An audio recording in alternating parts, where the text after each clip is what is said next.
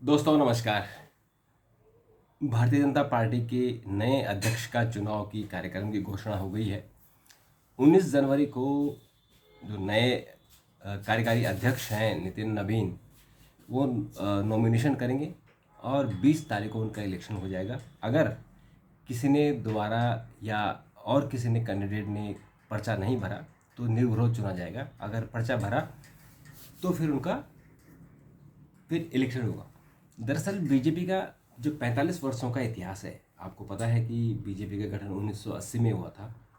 तो 45 सालों में आज तक बीजेपी में कभी भी कंसेंसस से ही अध्यक्ष बना है, कभी भी इलेक्शन नहीं हुआ, यानी दो लोग कभी भी खड़े नहीं हुए। तो बीजेपी का जो चुनाव प्रक्रिया है, जो इलेक्शन की प्रोसेस है, वो क्या होता है, वो बड़ा इंटरेस्टिंग है। उस पर बात करते हैं। दरअसल बीजेपी का आपको पता ही है कि करीबन 14 करोड़ से 18 करोड़ के बीच माना जाता है बीजेपी का जो उनके एक्टिव कार्यकर्ता है, यानी उनके जिन्होंने बीजेपी से पर्ची कटा रखी है, यानी 10 रुपये की पर्ची से आप उनके मेंबर बन सकते हैं। तो जो मेंबर होता है वो अगर 12 साल एक्टिव मेंबर रह गया तो फिर अध्यक्ष पद के लिए चुनाव लड़ सकता है। और अध्यक्ष पद के लिए वोट कौन डालते हैं? बीजेपी के नेशनल काउंसिल मेंबर और स्टेट काउंसिल मेंबर। ये इलेक्टोरल कॉलेज होता है। नेशनल काउंसिल में कौन होते हैं? जैसे कि लोकसभा के सदस्य होते हैं, इसी तरह से बीजेपी के लोकसभा सदस्य की तरह ही पूरे देश भर में मेंबर होते हैं। और उसमें कोई एमपी भी हो सकता है और नॉन एमपी भी हो सकता है। यानी जो जो इलेक्टोरल जो इलेक्टेड प्रोसेस में आते हैं, यानी कोई सांसद होता है या एमएलए होता है, ज़रूरी नहीं कि वो काउंसिल का मेंबर हो। तो काउंसिल का मेंबर वो संगठन की तरफ से आता है। तो इसी तरह से जैसे नेशनल लेवल पर आते हैं और स्टेट लेवल पर, तो कुल मिलाकर ये 5,700 मेंबर हैं जो स्टेट काउंसिल और नेशनल काउंसिल के। तो नेशनल काउंसिल में अगर इसको हम एक्सटेंडेड बोलते हैं तो इनकी संख्या 8,500 हो जाती है, लेकिन जो वोट डालते हैं वो करीबन 5,500 है। तो 5,500 लोग वो क्या करते हैं, क्योंकि एक साथ तो वोट नहीं डाल पाएंगे दिल्ली में।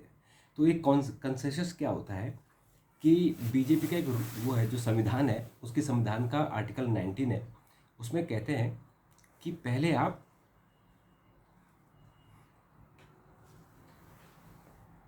जो कुल प्रदेश हैं, उन कुल प्रदेशों का 50% प्रदेशों का इलेक्शन हो जाना चाहिए। तो अभी बीजेपी के जो 38 प्रदेश, बीजेपी के हिसाब से 38 प्रदेश है, तो उसमें 37 करीबन 37 प्रदेश है। अगर हम यूनियन टेरिटरी और स्टेट लगा दें तो करीबन 28 तो राज्य है और 8 हमारे वो है 9 यूनियन टेरिटरी है, बल्कि अब 10 हो गए, तो 38 हो गए। तो 38 हमारे टोटल राज्य हैं। उन राज्यों के जो अध्यक्ष होते हैं उनका चुनाव होना चाहिए। तो उनका चुनाव अब हो चुका। अभी तक बीजेपी के 28 राज्यों का चुनाव हो चुका है। तो 19 होने चाहिए, तो 28 हो गए। अब ये जब चुनाव हो जाते हैं तो उसके बाद जो मेंबर होते हैं, जो नेशनल काउंसिल के, स्टेट काउंसिल के मेंबर होते हैं, ये सब लोग वोट डालने नहीं आ सकते। तो जो पार्लियामेंट्री बोर्ड होता है बीजेपी का, पार्लियामेंट्री बोर्ड के लोग उनका जो जो अध्यक्ष पद के जिन्होंने नामांकन किया है, उन सबके जो वो होते हैं नॉमिनेशन के बैचेज होते हैं, यानी कितने सेट जमा किए। तो उन सेट में जो काउंसिल मेंबर होते हैं उनके नाम होते हैं, वो नॉमिनेट करते हैं कि मैं भी इसमें हूँ, मैं भी इसमें हूँ। जिस तरह से 15, 20, 25, 30 ऐसे सेट जमा होते हैं। तो एक सेट जैसे प्रधानमंत्री की तरफ से आएगा, एक सेट गृह मंत्री अमित शाह की तरफ से आ सकता है, एक राजनाथ सिंह की तरफ से आ सकता है। इस तरह से बड़े बड़े लोगों की तरफ से सेट आएंगे।